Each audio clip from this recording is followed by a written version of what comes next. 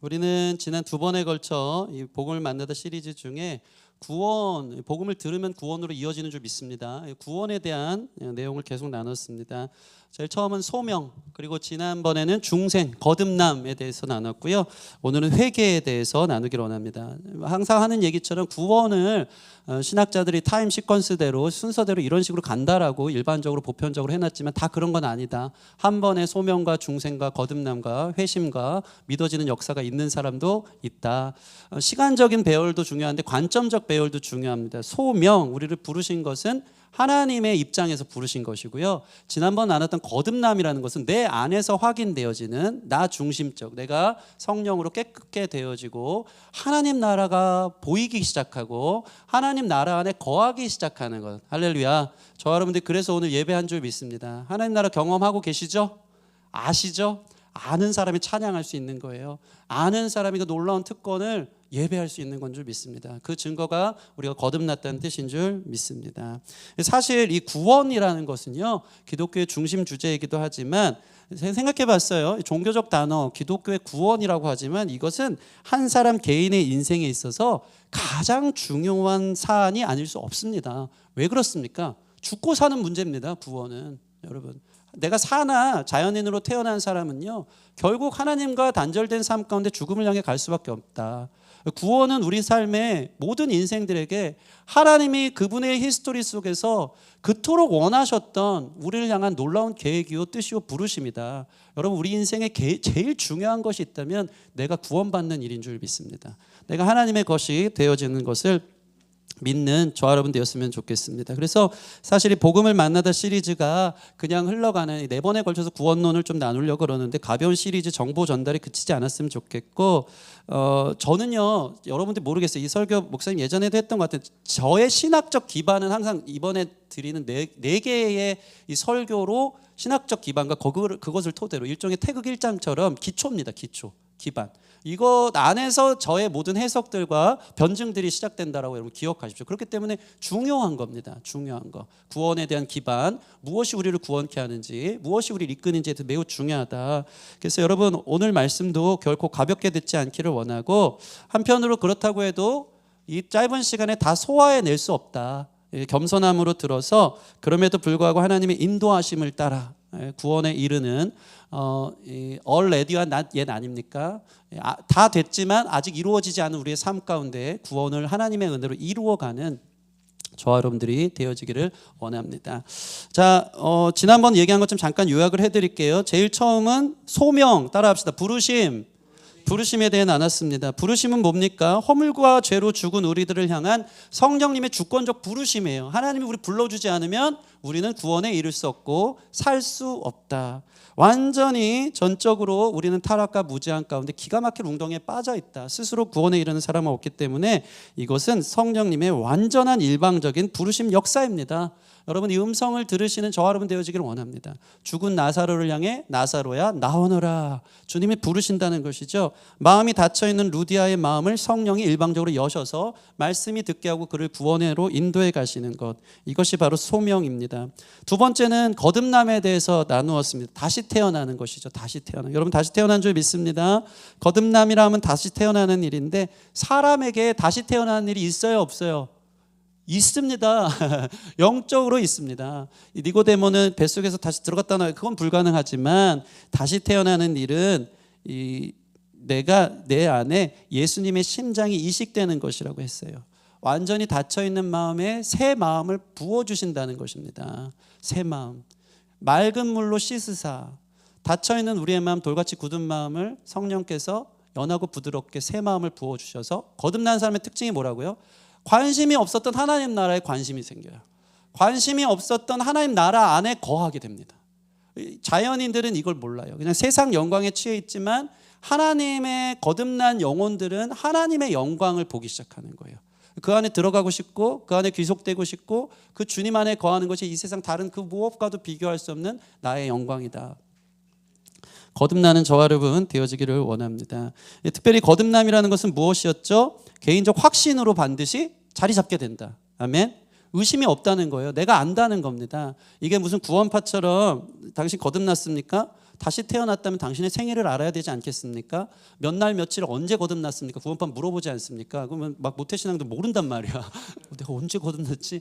몰라요. 그런 날짜적 개념이 아니고요. 내 안에 내적 확신을 말하는 거예요. 내적 확신. 주님이 믿어지고 그분이 바람이 어디로부터 온지는 모르지만 내 안에 스쳐 지나가듯이 내 안에 성령님이 살아계시고 나를 인도하고 계시는 그 하나님을 부인할 수 없는 그 내적 확신이 거듭난 사람의 증거라는 것입니다. 어떤 사람은 주로 모태신앙들은 저와 같은 경우인데요. 항상 얘기하지만 잔잔하게 거듭남을 경험할 때가 있다니까요. 성경 공부하다가 그렇구나. 돌아가면서 막 그 충청도식 은혜죠. 돌아가면서 너무 감사하다. 내가 이렇게 구원받았고 막 해석이 되는 거예요. 저도 항상 얘기했잖아요. 오전 11시 예배 그 적막한 그 포멀한 그런 이 성가대에 앉아있는 그런 전통 예배 속에서 부목사님이 설교하는 그날 모든 나의 인생이 정리되면서 하나님 나를 구원하셨구나. 바람이 느껴지는 그 은혜를 제가 경험했다니까요.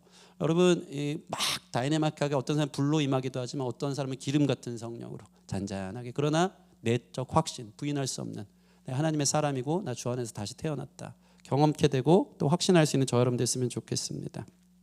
아멘. 아멘. 자, 오늘은 회개입니다. 다른 말로 회심이라고 합니다. 원어적으로는 똑같습니다. 회개, 회심. 히브리어로는 따라해 보겠습니다. 슈브가 회개하다라는 거예요. 무슨 뜻이냐면 돌이키다, 돌아가다. 회개, 유턴을 말합니다. 방향을 바꾸는 것입니다. 완전히 이전에는 이런 삶을 살다가 이게 아니었네 하고 완전히 다른 사람으로 돌아서는 것이 진정한 회개입니다. 박성원 집사님처럼 그러한 은혜가 저와 여러분 안에 있기를 원합니다. 아멘. 제일 크게 하시잖아요. 경험자가 있는 거죠. 사실은 회심 회개는요 하나님으로부터 떠나 있던 그 인간이 박성원 집사님 그 인간 전 존재를 하나님께 복귀케 하는 행위예요. 전 존재가 하나님 앞에 돌아가는 행위예요. 그게 회개입니다. 회심과 회개를 목사님 그 차이는 뭡니까 한다면 회심은요 거듭남처럼 단회적입니다. 완전히 주님을 향해 나의 시선이 돌아가고 방향성이 정해진 삶이 회심했다는 거예요. 그러나 회개는 뭡니까? 자기 십자가를 날마다 지라 그러잖아요. 자기 부인을 하라는 거잖아요. 회개는 지속적으로 우리 평생에 이루어져야 되는 의미가 있습니다. 예. 성도의 삶에 지속적으로 곁길로 가다가 또 실족하여서 다른 길로 가다가 또 이스라엘 백성들처럼 애굽에서 출애굽하시는 그 회심의 놀라운 역사는 한 번인데 광야에서 그때가 좋았거늘 그때는 파와 배추와 고기 그 쌈장까지도 다 디테일하게 기억하면서 애굽이 좋았거늘 우리 안에 그런 회개 본능이 있어요 없어요? 있어요. 죄성이 여전히 우리 안에 있다는 거죠. 구원은 이루어가기 때문에. 그렇기 때문에 우리의 인생에 평생에 지속적으로 요청되는 것이 무엇이라고요? 회개다.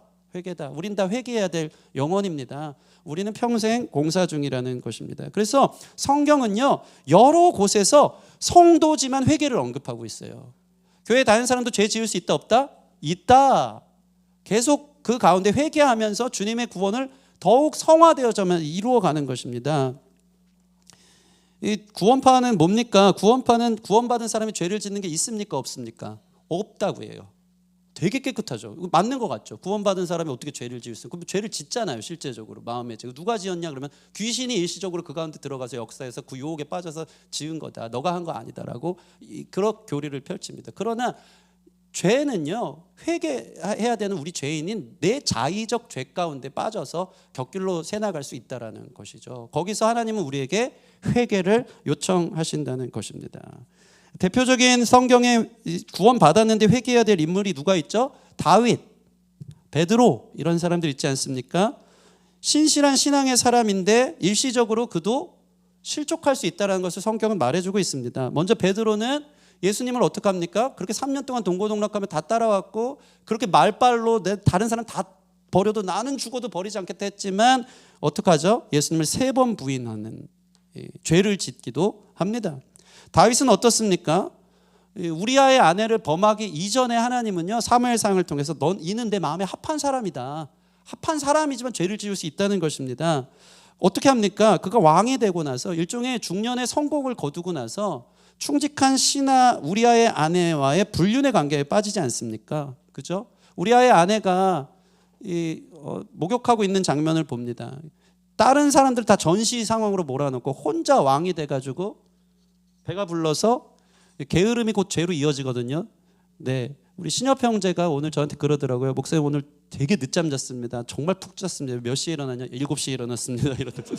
저 친구는 기상 시간이 3, 4시거든요. 그래서 야, 너 왜 이렇게 늦잠 잤냐? 하나님 앞에 회개해라. 막 이해할 수 없죠. 그런데 어찌 됐건 자기 루틴에 있어서 이 아침형 인간이 있고 저녁형 인간이 있겠지만 어찌 됐건 게으름은 방탕함의 죄로 빠지는 것 같아요. 그리고 다윗은요, 게으르게 한 3, 4시쯤 일어난 것 같아요. 다 전신데 그 옥상에 올라가서 뭐 심심한 거 없나 하다가 죄가 현혹에서 들어오는 거죠. 그러면서 사실은 다른 자기의 충직한 우리아의 아내인 밧세바인데 저 여인은 누구냐 하면서 자기가 내가 왕인데 그 정도도 못하냐, 내가 이만큼 업적을 이뤘는데 내 권력으로 내가 갖고 싶은 거 못 가지면 내가 왕이겠냐 하면서 우리아의 아내를 범하는 것을 보게 됩니다. 그러다가 어떤 일이 벌어지죠? 1년 동안 그것을 은폐하죠. 심지어 남편은 전장에 제일 전시에 막 화살이 날아가는 제일 최전방에 배치해놓고 사실은 살인 교사를 한 거 아닙니까? 그를 죽인 거나 다름없지 혼자 남겨놓고 다른 군인들을 뺐어요. 얼마나 배신감에. 여러 번 자신의 죄를 은폐하려고 우리아를 휴가 와라, 아내랑 잠깐 동침해라, 지금 뭐 너 좀 쉬어야 되지 않겠냐, 내가 보너스를 주겠다. 근데 우리아가 너무 충직해서 하나님의 이런 것도 참 대단한 것 같습니다. 하나님이 그런 사람을 세우셔서 다윗을 깨트리기를 원하셨던 것 같습니다. 제가 전시인데 어떻게 아내와 동침하겠습니까? 예, 그 자기 부하들이랑 이런 그냥 거기서 자는 거예요, 땅바닥에서. 그리고 다시 전쟁으로 갑니다. 다윗이 이러면 안 되겠다, 큰일 나겠다, 이러다 걸리겠다 하면서 살인교사라고. 그게 구원받은 사람이 살인과 간음의 죄를 지을 수 있다 없다? 있다라는 거예요. 성경은 얼마나 정직한지 모릅니다. 하나님은요, 여러분이 구원받았고 하나님 나라의 눈길이 있고 그 안에 거하는 성령 충만함을 경험했음에도 불구하고 얼마나 사람이 타락하면 짐승맛도 못한 죄를 저지를 수 있는 사람인지를 우리에게 폭로하고 있다는 것입니다. 하나님은 우리를 아십니다. 우리의 죄를 아십니다. 우리의 연약함을 아십니다. 칼빈이라는 사람이 이런 얘기를 합니다. 하나님은 지속적으로 때로는 서서히 택자들 속에, 선택한 사람들 속에서 육의 부패를 씻어내고 죄를 깨끗하게 하며 그들을 거룩한 성전으로 자기에게 성별되게 한다.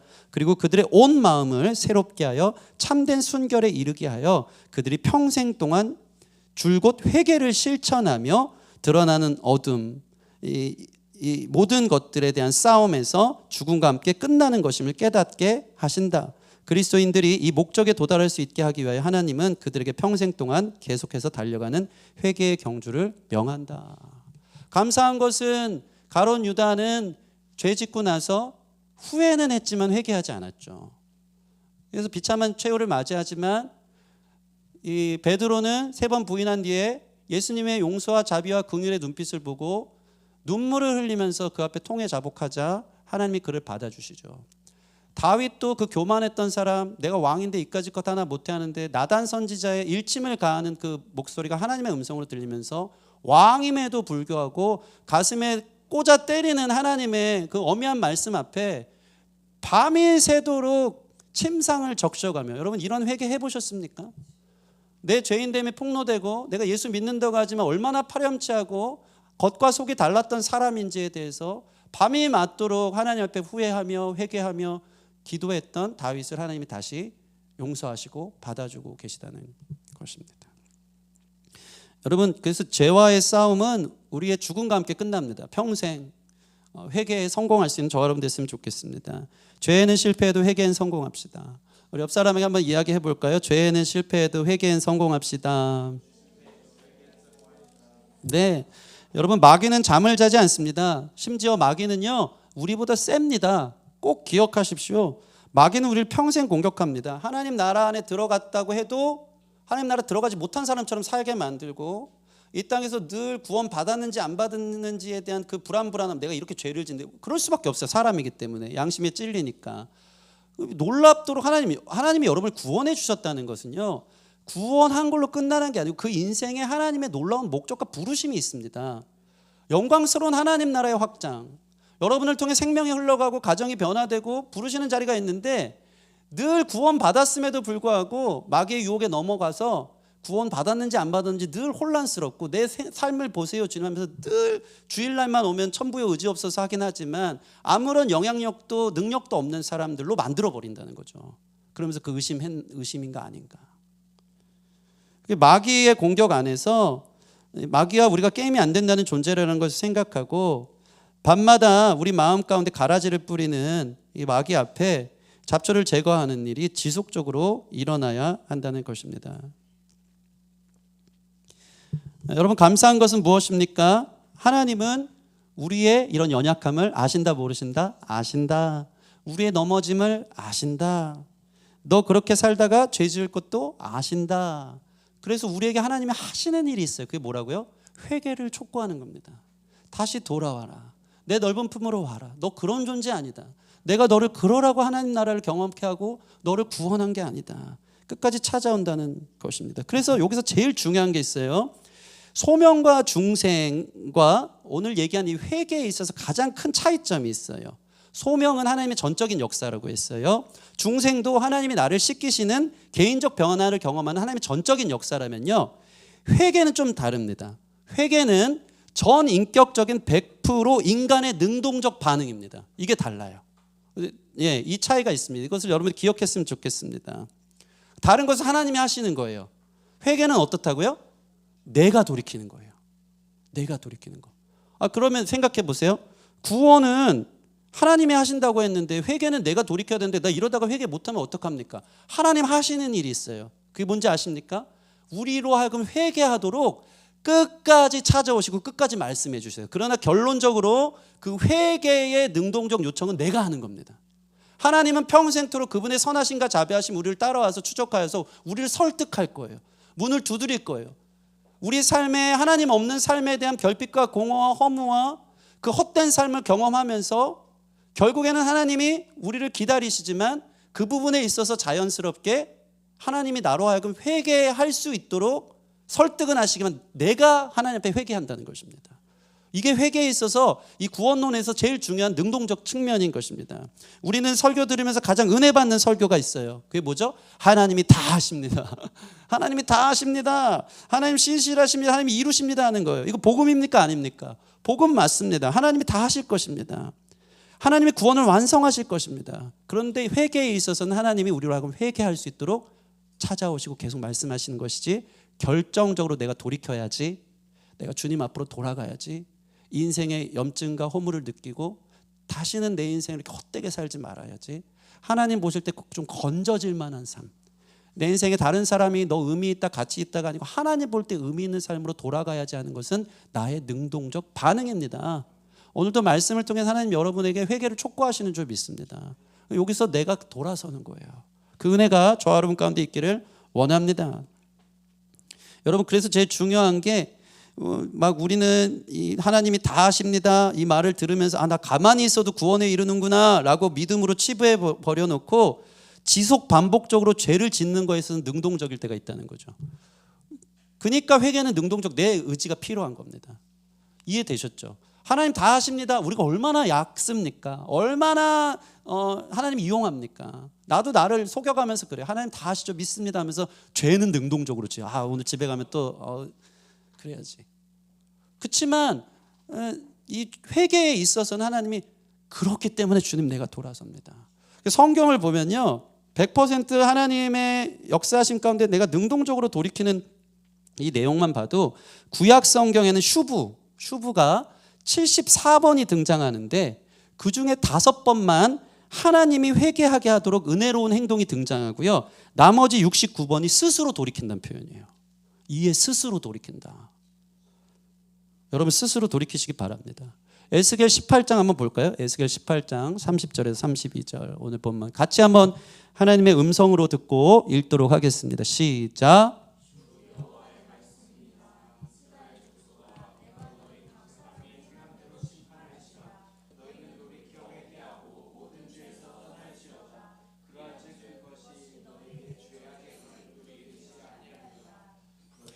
너희가 범한 모든 죄악을 버리고 마음과 영을 새롭게 할지어다. 이스라엘 족속아 너희가 어찌하여 죽고자 하느냐? 주 여호와의 말씀이니라.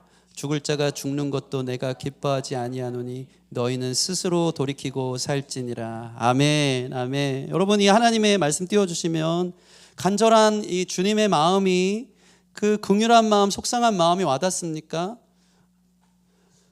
그런즉 그것이 너에게 죄악의 걸림돌이 되지 않게 하는, 왜 그렇게 사니? 죄 가운데 살면서 늘 그게 너의 삶의 걸림돌이 되고, 내가 너를 그렇게 부르지 않았는데 그게 너의 삶의 열등감이 되고, 나는 이래서 주의 사랑으로부터 벗어난 것 같다라는 늘 자기를 좀먹는 일들이 되고, 그래서 나는 인생이 이 모양인가 보다 하면서 왜 그렇게 사니? 그 걸림돌에서 너가 자유로워졌으면 좋겠다. 주님이 말씀하시는 겁니다. 죽을 자가 죽는 것도 내가 기뻐하지 않으신대요. 여러분, 회개하지 않고 또 회심하지 않아서 죽어가는 사람들을 향해서도 주님이 뭐라고 말씀하신다고요? 기뻐하지 않는다. 스스로 돌이켜라. 스스로 돌이켜라. 신약에서도요, 이 회심이 26회가 나오는데 인간의 행위가 24회가 나오고 겨우 3회, 2에서 3회 정도가 회개케 하시는 하나님의 행동이 나옵니다. 이게 되게 충격적인 겁니다. 아버지 품을 떠났던 집 나간 탕자도 스스로 돌이켜라고 말하고 있어요. 예. 엠마오로 가던 두 제자는 예수님을 다시 만나고 나서 어떡합니까? 그들이 돌이켜 예루살렘으로 돌아갑니다. 여러분 안에 이러한 회개의 과정이 일어나기를 축원합니다. 성령님께서 부어주시는 갈급함, 삶의 허무함, 죄의 낭패감, 죄가 미워지고 혐오스럽기 시작하고, 과거의 자신의 삶에 대한 후회와 하나님의 사랑을 저버렸던 그 아픔이 일어나고, 이전에 그렇게 그거 없으면 못 살 것 같았던, 타협했던 그것으로부터 완전히 미련 없어지는 거룩한 열정이 우리 안에 일어나 이에 스스로 돌아가는 과정들이 저와 여러분 가운데 구원을 이루신 주님 안에 일어나야 한다는 것입니다. 언제까지 그렇게 살아야 되겠습니까? 거룩한 울분이 있어요.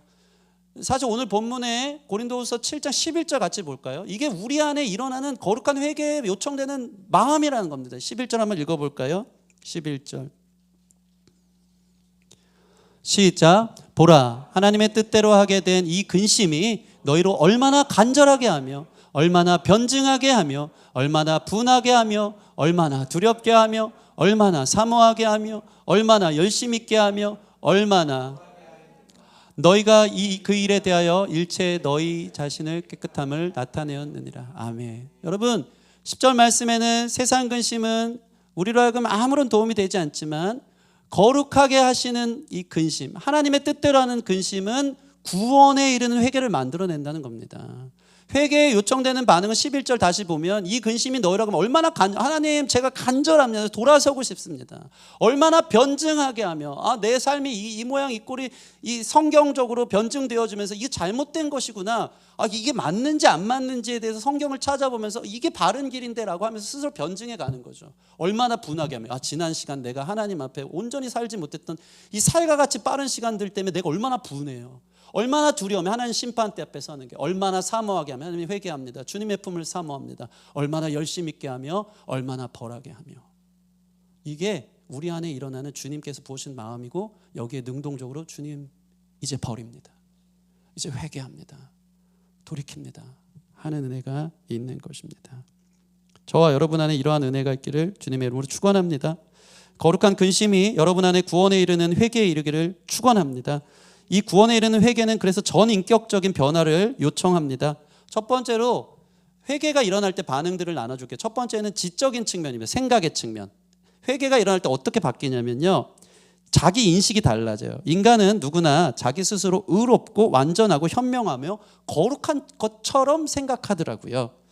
얼마나 자기를 사랑하는지, 자기가 지금 어떠한 죄와 뒹굴고 있더라도 자기 합리화의 달인입니다. 우린 다 그렇습니다. 다른 사람 볼 때 완전한 죄인데요, 다윗도 자기의 어렸을 때 상처가 그래서, 우린 남 탓하고요, 타협하고요, 어쩔 수 없던 환경 탓, 저 사람 때문에 하면서 자기를 되게 합리화하고 자기를 되게 감싸주는 자기 인식에, 생각에 타락함이 있다라는 것입니다. 그러면서 비교하면서 저 사람보다는 내가 낫지, 이런 얘기 있잖아요. 남이 하면 테러고 자기가 하면 정의로운 혁명이고, 자기 감싸기의 달인입니다. 남이 하면 불륜이고 자기가 하면 로맨스인 거예요. 이 생각이 온전히 회개하지 못한 지적 반응에 있어서 이런 반응들이 나타나는 것입니다. 위선을 행하고 텅 빈 껍데기와 형식만 있으면서 그래도 내가 이게 어디야, 내가 도덕적 윤리적으로 그렇게 죄짓고 살진 않잖아 하면서 자기 합리화라는 게 인간의 상태라는 것이죠. 세상 사람들도요, 양심의 가책이 있을까요, 없을까요? 있습니다. 또 알 수 없는 본능적 아담 증후군 같은 죄책감이 있습니다. 그래서 뭐하죠? 종교를 찾습니다. 그러면서 스스로 위안을 삼으려고 종교에서 가르치는 선행, 자선 이런 걸로 그래도 나 구원받았지, 그래도 나 이런 걸로 괜찮다 여겨지겠지 하면서 거짓된 평안 속에 살아가는 게 우리의 타락한 지적 인식이라는 것입니다. 그런데 이런 사람이 하나님 만나면 어떻게 되어지기 시작합니까? 기독교의 제일 큰 중요한 게 뭐죠? 하나님 만나면 화로다 나여 망하게 되었도다. 주여 나는 죄인이오니 나를 떠나서 자기의 죄인된 인식이 다시 생기기 시작하는 겁니다. 거룩하신 하나님의 심판대 앞에 놓여있는 벌레만도 못한 존재라는 것을 생각 속으로 인식하기 시작한다는 것입니다. 내가 이대로 사는 게 나를 구원하신 하나님 앞에 일말에 도움이 안 되고 하나님의 명예를 훼손시키고 의미가 없구나. 이전의 일들을 배설물처럼 어린아이의 일들처럼 생각하면 이젠 버려야지. 언제까지 그걸 끌어안고 살까 하는 마음들에 대한 인식이 생기는 것입니다. 나아가 거기에서 멈추지 않고 나 자신의 불순종과 무책임과 무례함과 방탕방종에도 불구하고 양팔을 벌린 채 우리를 기다리시는 하나님의 그 사랑에 대한 충분한 인식이 생겨서 스스로 돌이킬 만한 생각이 우리 안에 각성되기 시작하는 것입니다. 이것이 바로 지적인 회개의 측면입니다. 감정적으로는 어떤 일이 일어날까요? 죄로 인하여 깊은 슬픔에 빠집니다. 가룟 유다는 자기 목숨을 끊는 후회와 다른 것이죠.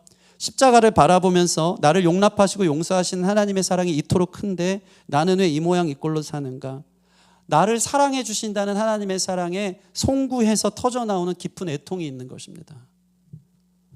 이렇게 나를 사랑하시는데, 이렇게 나를 부르셨는데, 이렇게 나와 함께 해주셨는데, 관계적으로 하나님을 내가 버리고 세상을 사랑했던 것에 대한 감정적 애통함과 아픔이 시작되는 것입니다.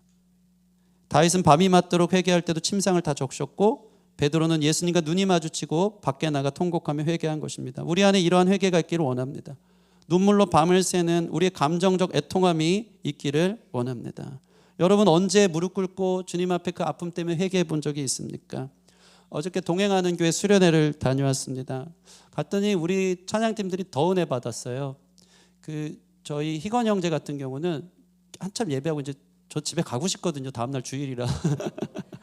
어저께 청년들 다 집에 데려다 주고 집에 들어가니까 1시 반쯤 이렇게 됐었어요. 그러면서 희건 형제 조용히 와가지고 목사님 저희 끝날 때까지 또 기도하고 가면 안 될까요? 되게 반가우면서도 또 싫더라고요. 반가웠어. 역시 희건이가. 근데 그만큼 은혜를 많이 받았어요. 더 기도하고 가고 싶다. 우리 희건 형제는 늘 수련회 때마다 목사님 기도를 좀 더 많이 했으면 좋겠다. 늘 이래요. 그래서 한번 이번 겨울 수련회 때 한번 보자. 네, 밤이 맞도록 기도가 뭔지 한번. 동행하는 교회 어떤 교회입니까? 지난번 오셨던 이종환 목사님, 저랑 어릴 적에 함께 신앙생활했던 후배 목사님이 나긋나긋 설교를 전하는데 너무 잘하고 참 반갑고 감사하고 은혜였어요. 어제 메시지는 이거였어요. 우리 인생이 모든 게 성과주의가 아니냐, 결과주의, 뭔가 성취하려 하고 그게 부흥이라 생각하고 그게 선교라고 생각하는 거 아니냐. 우리가 죽어서 후회할 일이 있다면 뭔가 이루지 못해서 후회하는 것 아니냐. 그렇지만 하나님 안에서 진짜 의미 있는 삶이 무엇이냐 우리한테 물어본다면 아무 성과가 없더라도 하나님이 나와 늘 함께 하신다는 사실을 깨닫는 게 인생에서 가장 큰 의미다. 예레미야 하나님께 순종하면서 늘 정말 버림받고 감옥에도 갇히고 애국까지 좌천돼가지고 돌 맞아 죽게 되는 그 예레미야 선지자, 인간적으로 어떤 성과가 있냐. 그렇지만 하는 말이 뭡니까? 그가 감옥에 있는데도 하나님이 두 번째 임하여 가라사대, 하나님이 두 번째 임하여 말씀하셔. 여러분 안에 말씀이 있습니까? 하나님이 함께 하신다는 증거인 줄 믿습니다. 그게 우리 삶의 가장 큰 의미 있는 삶이라는 거예요. 어떤 의미, 어떤 성과, 어떤 성취를 통해서 다른 사람에게 인정받고 다른 사람 안에서 박수 쳐주는 그 어떤 잘못된 길에서 돌이켜야 된다. 하나님이 나와 함께 하시는 것이 중요하다.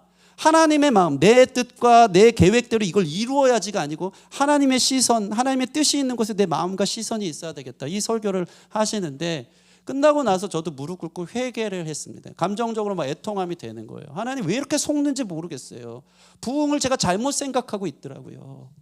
우리 교회가 뭔가 안정적이 되어지는 게 전 부흥이라 생각했고요. 재정적으로 좀 쉽게 좀 하고 싶은 거 다 하면서 하는 게 부흥이라 생각했지만 어제 기도하면서 하나님이 제 안에 주셨던 마음은 부흥은 뭡니까? 다시 사는 거거든요. 다시 살려면 내가 죽어야 된다는 거죠. 내가 살아야지. 내 유명세, 내 명예, 내 자랑, 내 성취가 아니고 내가 이것에서 죽어야지. 예레미야처럼 예수님처럼 십자가에서 죽었지만 다 이뤘다 말씀하실 때 그 뒤에 놀라운 하나님의 성과들도 있더라. 뭐가 먼저냐? 이 말씀을 듣고 우리 막 다 같이 회개하는 시간 가졌다는 것이죠. 말씀은요, 우리로 하여금 회개하게 하는 줄 믿습니다. 그래서 우리 안에 지적인 인식이 변화되고 감정적으로 통해 자복하면서 하나님 앞에 눈물로 그렇게 살지 못했던 내 자신에 대한 기도들이 터져나오기 시작하는 것입니다. 세 번째는 뭡니까? 인격이 세 개잖아요. 지, 정, 의 아닙니까? 세 번째 의지적 측면입니다. 이게 제일 중요해요. 능동적으로 돌이킨다 그랬잖아요. 하나님 안에서 반성된 삶이 뒤따라와야 됩니다. 여러분, 이러한 은혜가 있기를 원합니다. 주를 향한 헌신 있는 삶을요, 작지만 옹골차게 결단하는 거예요. 결단하는 거예요. 저는 늘 날마다 살아있는 저희 사모님하고 사는 게 너무 좋습니다. 와, 이 사람 너무 순수해. 그래서 제가 배우는 게 많아. 저는 좀 착한 아이 증후군 좀 있거든요. 그래서 앞뒤가 좀 다르고 가면 쓰고 막 이런 거 있어요. 되게 죄인입니다. 저는 죄인인데 우리 사모님은 죄된 모습이 드러나잖아요. 막 그죠? 막 성격 드러나고 막 싫을 때 싫고 막 짜증 막 나고 막 애들 교회에서 혼낼 때도 여보 집에 가서 혼내게. 지금 성도들 시험 그런 거 상관없어요. 그냥 솔직해요. 막 야 너 왜 여기 묻히고 이걸 뭐 난리가 나면서 정말 솔직한데 하나님 앞에도 진짜 솔직한 것 같아요. 그러면서 하나님이 이번에 계속 그 고백을 하는 거예요. 하나님이 능동적으로 회개하도록 계속 역사하신다는 거죠. 아버지의 암투병 이번에 2차 들어가서 오늘 퇴원하십니다. 이틀 동안 또 주사 맞고 계시는데 아버지 때문에 기도하는데 하나님이 자꾸 나를 부르신다는 거예요. 그러면서 새벽 예배 참 저도 그게 좀 기적 참 놀랐어요. 저한테 그러는 거예요. 밤에 여보 나 이제 새벽 예배를 다닐 것 같은데 근데 혼자 다니면 되지 꼭 저를 같이 가자고. 그냥 알아서 혼자 회개하면 되는데 같이 가자 막 그러는 거예요. 됐다고 나는 지금 날마다 만나러 데리고가 석차다 막 이러면서 하고 있네요. 근데 진짜로 막 서치를 하는 거예요. 저쪽 뭐 큰 교회는 6시 반이고 여기 좀 작은 교회는 5시 반이고 뭐 한데 그렇게 우리 사모님 단순합니다 표현이. 근데 무서워. 거기 막 무서운 교회일 것 같아. 가는 길이 무서워. 막 무섭대요. 그래서 내가 지혜를 구했죠. 나도 가기 싫으니까. 그래서 여보 우리 교회 새벽 예배는 날마다 만나야. 아침에 우리 어머니도 아멘 하잖아. 날마다 만나야. 여기서 안 하고 집에서 하라고. 6시에 일어나서 만나하면서. 근데 제가 요즘 그 완전히 돌이킨 의지적 측면의 사모님을 보게 됩니다. 아침 6시만 되면요 그렇게 된대요. 하나님이 설득하신 거예요. 그냥 눈을 뜨고 일어나서요 거의 2시간씩 묵상을 해요. 말씀 듣고 예전에 우리 사모님은 말이 많고 글이 많아요. 그 참 신기해요. 막 인풋 조금 전에 아웃풋이 막 쏟아져 나오는 사람인데 은혜인 것 같아요. 하나님 앞에 편지를 2시간씩 써요. 이 묵상 저 묵상 이 묵상 저. 제가 막 부끄럽더라고요. 야 회개란 이런 거구나. 회개란 이런 거. 기독교 내성주의라는 게 있어요. 자주 얘기했던 것 같습니다. 회개를요 내적인 내면의 회개로 축소시켜 놓는 거예요. 다시 말해서 죄책감과 죄의식과 결부시켜서 내가 오늘 죄책감 좀 느꼈어. 예배 때 눈물 좀 났어. 교회 대표 기도자가 하는 기도에 아멘으로 그렇구나 난 죄인이구나 했어. 근데 의지적 측면에 있어서는 전혀 돌이킬 생각을 안 해. 그러면서 내성이 생기는 거야. 말씀이 찌르거든요. 나 그렇게 살아야지. 후회는 해. 그리고 그것 때문에 번민도 나. 거룩한 근심이 일어나. 눈물도 나고 생각적으로 난 죄인 맞구나. 근데 주일날만 그래. 그게 기독교 내성주의예요.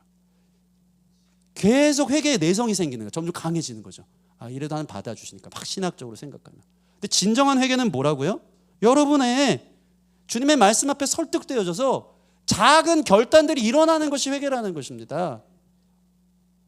작은 한 가지 결단이라도 우리 안에 일어나야지 하나님 말씀에 반응하는 진정한 회개의 돌이킴이라는 것입니다. 여러분 기계처럼 회개가 주일날 한 순서가 되지 않기를 원합니다. 여러분 흘리는 눈물에 더 이상 속지 마시고요. 성령이 이끄는 거룩한 삶의 전 인격적인 통전적인 돌이킴이 완전한 유턴이 저와 여러분 안에 있기를 소원합니다. 저는 그 기독교의 능력을 요즘 그것으로 보고 있습니다. 뜨거움, 말빨, 성령 역사, 삶이더라고요. 삶입니다. 삶. 작은 결단 하나하나. 이 기독교 내성주의를 비판한 소설이 하나 있어요. 나다니엘 호손의 청교도 시대. 이 미국에서 유럽에서 미국으로 건너간 1세대 이 미국 신자들 아닙니까? 청교도 시대를 배경으로 한 주온 글씨라는 소설이 있어요. 주온 글씨 소설. 영화 한국 영화 나온 거랑 다릅니다. 네. 이 내용을 잠깐 말씀드리겠습니다. 어느 날 그 마을에 딤즈데일이라는 목사가 있어요. 그가 그 마을에 헤스터라는 여인과 불륜에 빠집니다. 그리고 펄이라는 아이를 낳습니다. 훗날 이 헤스터의 본 남편인 칠링우드라는 사람이 이 소설과 영화에서 보면 등장을 합니다. 유럽에서 늦게 건너왔어요. 그리고 미국 인디언들에게 잡혀 있다가 풀려나 자기 아내를 찾으려고 이 마을로 온 겁니다. 와 보니까 어떤 일이 벌어져 있습니까? 자기의 아내 헤스터가 한 아이를 데리고 있었던 거예요.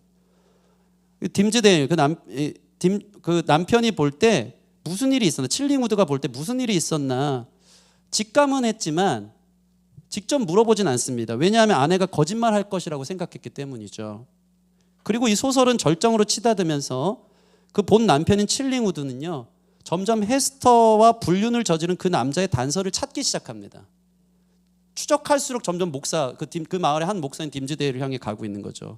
흥미로운 건 뭔지 아십니까? 추적이 당해지고 점점 막 자기 집에 이 칠링우드가 찾아와서 똑똑거리면서 자기한테 돌아오기 시작하니까 이 목사 딤즈데일은요, 자신의 죄가 폭로될 것을 두려워하면서 양심의 찔림을 경험했는지 저녁만 되면 지하실에 내려가서 자신의 몸을 채찍으로 자해를 합니다.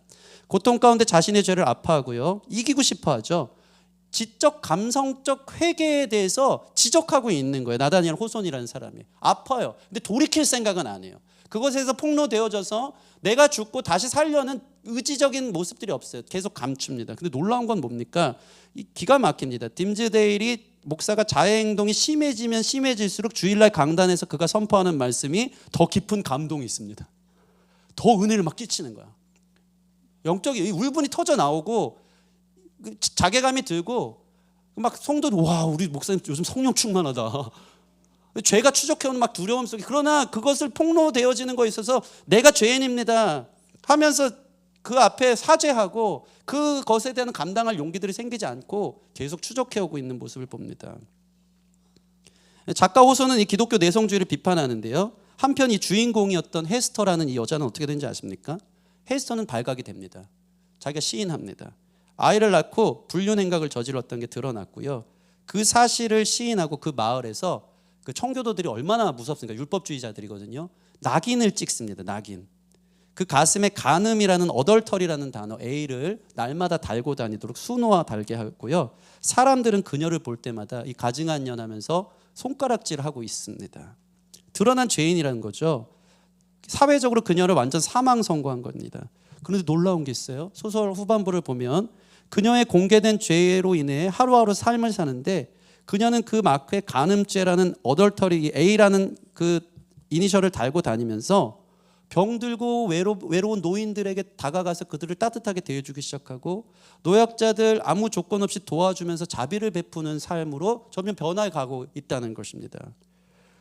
완전히 하나님께 자비를 구하며 이전과는 다른 삶을 살기 시작했고요, 그녀는 진짜 회개했고요, 변화된 삶을 삽니다. 그럴 때 어떤 인식들이 있었냐면, 사람들이요, 이 여인의 이 가슴에 있었던 이 A라는 이니셜이 더 이상 어덜터리가 아니고 그때부터 엔젤로, 천사로 읽혀지기 시작했다는 것입니다. 이 진짜 회개는 이거라는 거죠. 사람을 속이는 게 아니고, 그런 척하는 게 아니고, 자꾸 옹월찬 결단들에 의지적으로 주님 앞에 싸워 나가면서 작심삼일이어도 또 주님의 말씀에 설득당하며, 그러지 못한 내 자신의 애통함, 그 지적 감정적 자기 죄의식 가운데 충만해서 회개를 하면서 눈물을 흘리면서, 그래 다시 주께 돌아서야지, 주님 기뻐하는 삶을 살아야지. 그것이 진정한 회개라는 것입니다. 여러분, 내가 죽는 일이 쉽습니까? 어렵습니다. 자기 자신을 살해하는 것은 결코 쉽지 않습니다. 그러나 내가 살아있을 때 그 옛사람의 자아가 결국엔 나를 죽일 수밖에 없었다는 걸 깨닫는 우리 안에서 다시 한번 내가 그리스도와 함께 십자가에 못 박아 죽고 그런즉 이제는 내가 사는 것이 아니오 내 안에 예수의 심장이 뛰는 사람처럼 예수와 함께 살아감을 결정할 수 있는 진정한 회심, 회개를 경험하는 저와 여러분의 삶이 되기를 원합니다. 두려워하지 마십시오. 두려워하지 마십시오. 돌이킬 수 있습니다. 하나님이 우리 가운데 설득하시고 마침내 우리는 거룩하여져서 예수님 닮은 사람으로 구원을 완성해 나갈 수 있을 줄 믿습니다. 결코 이전의 삶으로 돌이키지 않고 그 삶이 나를 좀먹고 난 늘 실패했더라도 하나님 안에서 다시 한번 돌이켜 주님이 기뻐하는 그 완전한 삶을 향해서 그 하나님의 영광스러운 삶을 향해서 우리를 부르신다는 사실 앞에 옹골찬 결단으로 나아갈 수 있는 것이 저와 여러분인 줄 믿습니다. 주님이 나를 소명하셨습니다. 믿으십니까? 내 안에 주님의 심장이 뛰고 있고요. 여러분 그렇잖아요. 죄는 짓지만 내가 하나님 나라 봤잖아요. 아멘. 내가 하나님 나라를 경험했잖아요. 그런 자 안에서는요 계속해서 우리의 방향성이 하나님 나라로 충만하기 위해서 죄가 떠나가고 회개하여 주님 원하시는 뜻에 합당한 삶을 살아가는 줄 믿습니다. 말씀 마치겠습니다. 오늘 말씀에 두 가지 반응입니다. 첫 번째, 목사님 저는 거듭나지 않은 것 같아요. 저는 그 회심을 경험하지 못한 것 같아요 라는 절망의 반응입니다. 두 번째 반응은 이것입니다. 이러한 영적인 일들을 얘기했지만 전혀 무관심하고 이곳에 앉아있으면서도 설교 언제 끝날까? 아 너무 진지하고 무거운 얘기 오늘따라 하시네. 내 취향 아니야. 여러분 안에 어떠한 반응입니까? 성령님이 여러분 안에 살아있어서 거룩한 근심이 시작되어지기를 소원합니다. 목사님 그럼 어떻게 해야 하나요? 거듭나려면 어떻게 해야 하나요? 회심하여 회개하여 주께 돌아가려면 어떻게 해야 하나요? 어떻게 해야 나의 절망의 삶에서 돌이킬 수 있을까요? 이러한 반응들이 있기를 원합니다. 여러분 이런 설교를 듣고도 어차피 완벽한 사람은 없으니까 목사님 제가 교회 나와주는 것만으로도 감사한 줄 아세요? 하는 사람 아무도 없기를 원합니다. 믿음의 경주예요. 저도 싸워요. 결국에는 나이를 먹고요 정말로 괴물이 되든지 가증한 괴물이 되든지 아니면 날마다 회개에 성공해서 하나님 앞에 보여드릴 건 아무도 없는 인생일지 몰라도 그래도 하나님 안에서 변화되어지고 거룩한 내 자신을 보게 되는지. 여러분 오늘 말씀을 듣고 세상 근심에만 사로잡혀 무엇을 먹을까 마실까에만 매달려 사는 사람들 되지 않고 거룩한 근심이 일어나 진정한 회심과 회개를 경험하는 저와 여러분 되기를 주님의 이름으로 축원합니다. 우리 같이 찬양하고 기도하는 시간 갖겠습니다.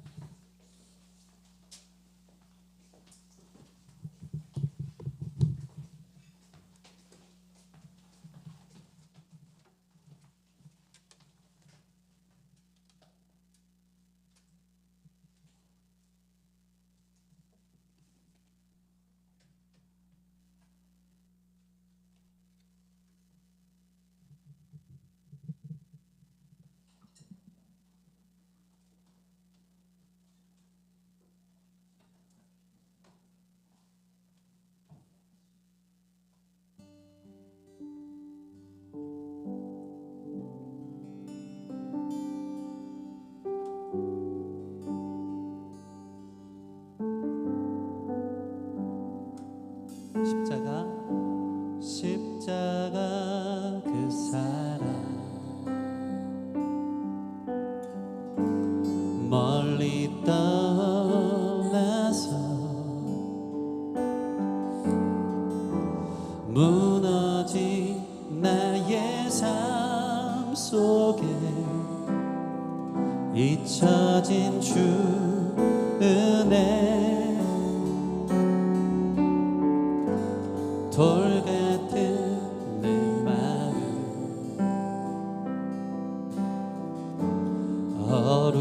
어루만지사 다시 일으켜 세우실 주를 사랑합니다.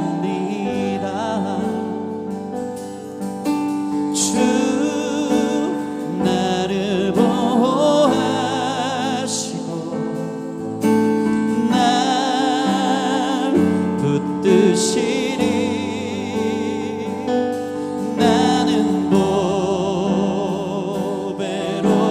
존귀한 주님의 자녀라.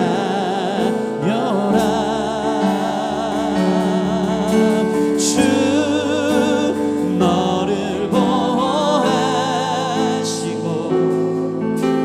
널 붙드시리. 너는 보배롭고 존귀한 아멘 주의 자녀. 아멘. 죄인된 우리의 삶을 자녀로 부르시는 주께 돌이키도록 우리 나아가며 함께 찬양하겠습니다. 지나간 일들을 우리 2절 가서 함께 찬양합시다. 지나간 일들을 기억하지 않고 이전에 행한 모든 일 생각지 않으리. 아멘. 사막의 강물과 아멘 길을 내시는 주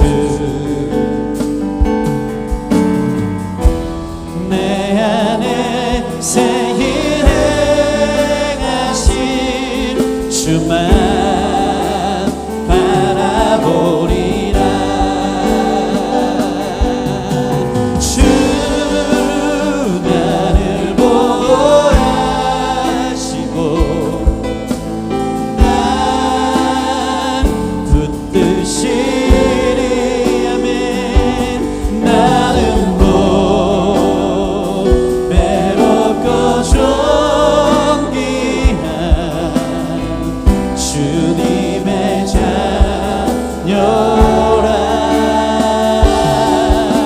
주 너를 보호하시고 널 붙드시리. 아버지 너는 보배롭고 존귀한 주의 자녀라. 같이 기도합시다. 하나님, 오늘 거듭남과 회심의 역사가 이 시간 일어나게 하여 주시옵소서. 하나님 나라에 눈을 뜨게 해 주십시오. 나를 자녀로 부르신 그 풍성한 삶이 무엇인지 알게 하여 주십시오. 세상의 이전의 삶처럼 허덕이지 않도록 그것에 군림하고 그것에 기웃거리고 그러한 옛사람의 죄 가운데 있었던 내가 하나님의 풍성한 식탁으로 만족함을 누리며 나를 부르신 그분의 사랑과 은혜와 나를 용납하신 그분의 자비하심을 경험하여서 내가 주께 돌아갑니다. 주님 돌이킵니다. 주와 같은 분 없습니다. 하나님, 우리 안에 그러한 회개와 그러한 주님의 은혜로운 초청 앞에 반응하며 옹골찬 결단들이 일어나는 귀한 예배가 되어지기를 원합니다. 여러분, 회개라는 것은 물론 작고 작은 일들, 이거 돌이켜야지 도 있지만 진정한 회개는요, 하나님 바라보는 겁니다. 하나님 안에 있잖아요. 하나님의 충만한 은혜가 나를 덮기 시작하잖아요. 그럼 나도 모르게 내가 이거 왜 못할까? 이것들은 사라지게 되어져 있는 줄 믿습니다. 주님을 바라보고 주님의 충만한 은혜를 내가 누리며 나를 존귀하다 말씀해 주시고 나를 사랑하신 주 품 안에 거하는 그 놀라운 교제가 회복된 자들 안에서는 자연스럽게 거룩함과 회개들이 일어나게 되는 줄 믿습니다. 내가 결정한다면 내가 주님과의 교제를, 주님과 함께 동행하는 일들을 소홀히 여기지 않겠습니다. 그 안에서 거룩한 주님과 동행하다 보니까 나도 거룩해지고 하나님 기뻐하시는 구원받은 사람으로서의 삶과 사명을 지켜나간다. 우리 같이 하나님 그렇게 나를 계속 초청해 주시고 설득해 주시고 사랑을 부어주시고 내가 스스로 돌이켜 능동적으로 주께 돌아가 하나님 기뻐하는 삶으로 반응할 수 있는 우리 삶이 되게 해주십시오. 우리 같이 기도하며 나아가도록 하겠습니다.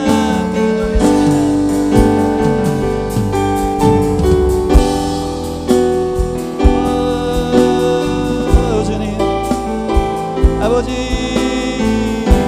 이중적인 모든 잣대들과 진실되지 못한 우리의 삶을 회개합니다.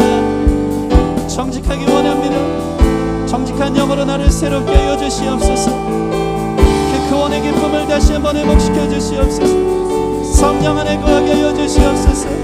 주여, 주님 기뻐하는 삶, 주님 나도 주님의 기쁨이 되는 삶, 그 능력을 회복하며 그 영광 안에 거하는 삶이 되기를 결정합니다.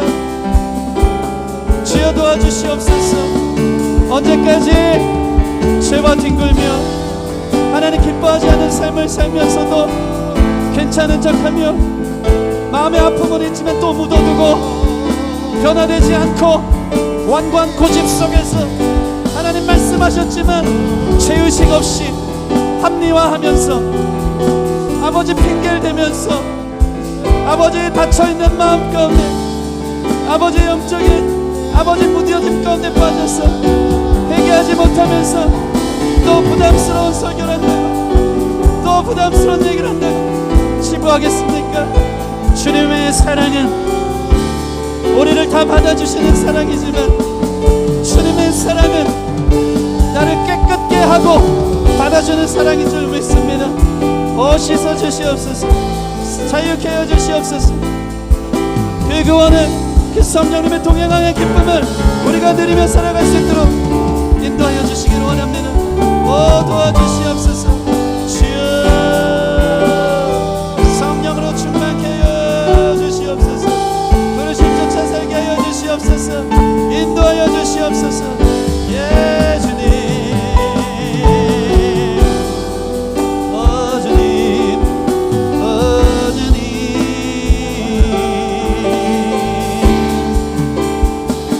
우리 고백합시다. 나를 주님 앞에서 나를 주님 앞에서 멀리하지 마시고 멀리하지 마시고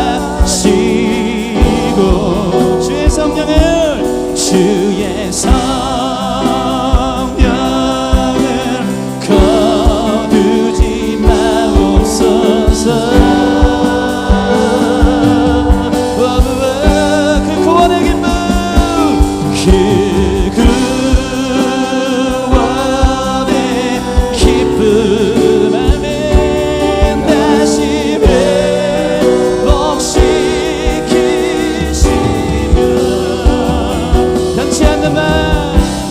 변치 않는 맘 내 안에 주소서. 다시 한번 나를 주님 앞에서 나를 주님 앞에서 멀리 아버지 회개합니다. 아버지 회개합니다.